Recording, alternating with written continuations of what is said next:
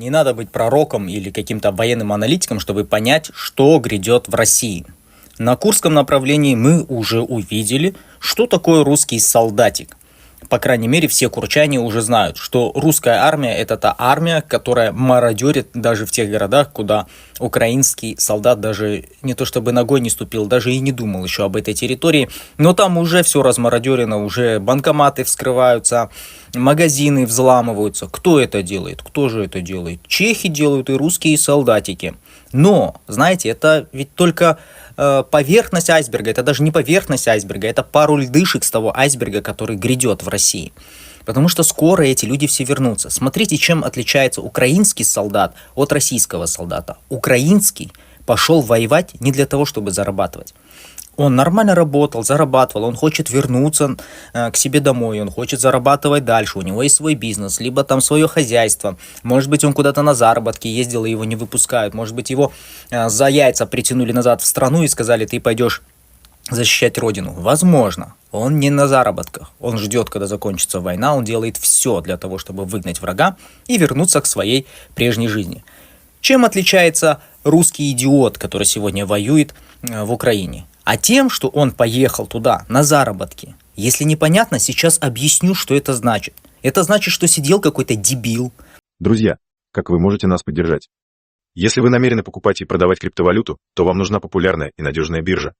Мы рекомендуем биржи, которым пользуемся сами. Регистрируйтесь в них по нашим ссылкам. Все ссылки будут в описании и в закрепленном комментарии. Спасибо. Не мог реализоваться, сидел без денег. Но очень, знаете, писька маленькая, чтобы сделать какие-то рисковые движения. А тут предлагают, смотри, миллионы, и пойдешь убивать. Пришел, а оказывается, в тыл попал. И там, оказывается, вместе с чехами и с другими дебилами можно своих грабить, потому что ты военный, потому что военное положение неофициальное. Начал грабить, начал воровать, перешагнул это в себе, он начал уже это делать. И когда все закончится, он вернется домой. Потому что он тыловик. Он вернется. Но этот дебил не умеет жить на гражданке. Ведь именно поэтому он поехал на СВО. Потому что заработать ни хрена не смог. А предложили денежки, он поехал.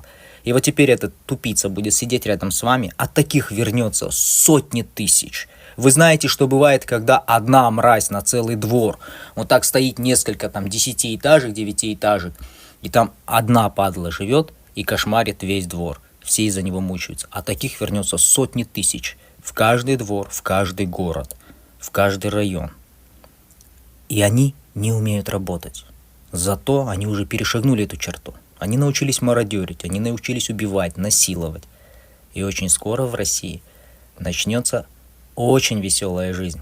Со сотнями тысяч идиотов, которые вернутся с СВО.